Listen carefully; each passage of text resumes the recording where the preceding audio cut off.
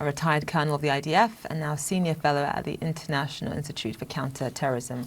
Miri, always good to have you on the program. Thank you so much for being with us. So almost immediately, at least within the first few hours after the initial announcement that Bashar al-Assad had fled the country, that his regime had fallen, Israel began launching intensive airstrikes, obviously targeting weapons facilities, ammunitions facilities, especially chemical weapons facilities. Just walk us through what Israel's greatest fear is at this point as it pertains to this particular type of power vacuum.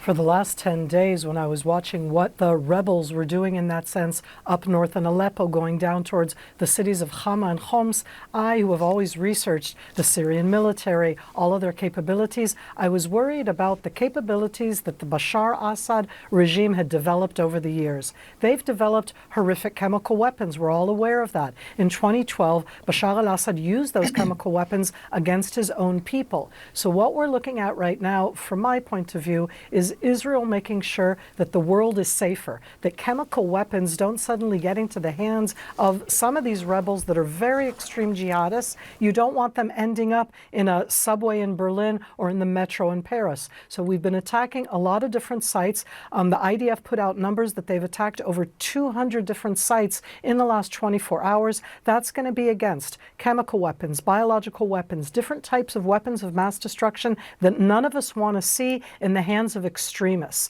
And in that sense, it's just to take them out of the equation.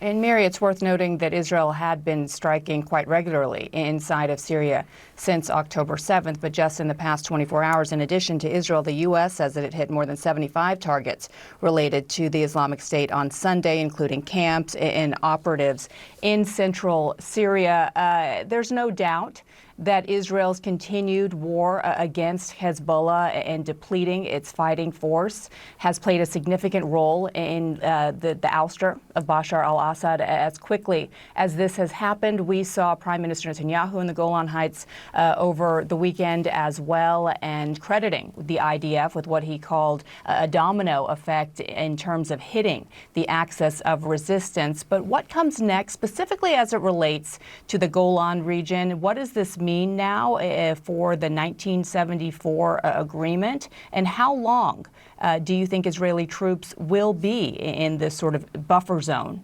area?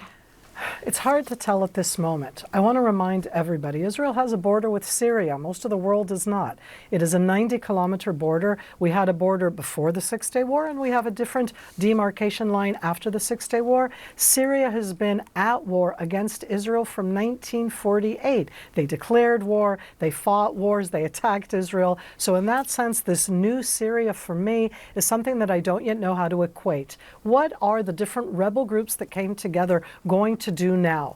Are they going to focus on rebuilding Syria? I am so happy for the Syrians that they got rid of a horrible dictator. Within the different groups that are fighting inside Syria, you have very extreme jihadi ones and you have lots of different moderate ones. Who's going to come out with the upper hand at the end when it comes to Syria? And that's what I can expect on the Israeli Golan Heights. We're looking into Syria and we're wondering what's going to happen. I used to stand on that border and tell people, to the south of me is the Islamic State. Directly in front of me are al-Qaeda forces. And to the left of me, all on the Syrian side, are Hezbollah, Bashar, Iranian Revolutionary Guard forces. None of those are friends of Israel. So in that sense, we're doing preemptive action, and we will continue to do so as long as it is destabilized. If the world chooses to recognize this new government, if it stabilizes itself, this isn't about making peace with Israel, but about that stability, I am sure that then that would bring about a different situation on the Israeli Golan, on the Syrian Golan. On one side of the equation, you have obviously HTS. Obviously we don't necessarily know who exactly is going to be leading Syria, but it does seem that al-Jilani really, really wants that job and is sort of trying to fashion himself as a respected leader. He's trying to distance himself from the group's jihadist and terrorist past. A lot of people are saying around the world that perhaps HTS should be judged on what they do going forward. On the one side of the equation, as I just pointed out, you have HTS. On the other side of the equation, of course, previously you had Bashar al-Assad, who was an ally of two of Israel's greatest enemies, be it Iran and also Hezbollah as well. From your perspective, just in terms of which group running Syria is the lesser of the two evils, give us your take on that. I've stood endlessly on the Golan Heights looking into Syria and saying that the enemy of my enemy is not my friend. Having said that, I do think that al-Julani, and it's interesting to show that, and I'm sure that you'll do this more on CNN, is to show the evolvement from being the jihadi terrorist that's $10 million on the U.S. wanted list, let alone other ones. And he gradually changed over the last 5 years. I watched his changing. Just a few months ago, he put out a clip that showed him sitting in a library teaching children, which was a vastly different type of persona to the one who was that jihadi al-Qaeda terrorist who was talking about destroying the West and destroying Israel. So I don't know where it will go. They have said today that they're establishing an interim government based on the rebels, and that al-Julani, now renamed under his real name, Ahmed al-Shara, is going to be the defense minister, not the prime minister. They actually designated somebody else as the prime minister. So they're trying to present themselves as leaders who are going to be stable, more moderate than the al-Qaeda kind of force. I'm going to hope that that's true, but I'm Israel, and I'm Israel after October 7th. So I'm going to hope it's true, and I'm going to make sure that I'm not taken by surprise.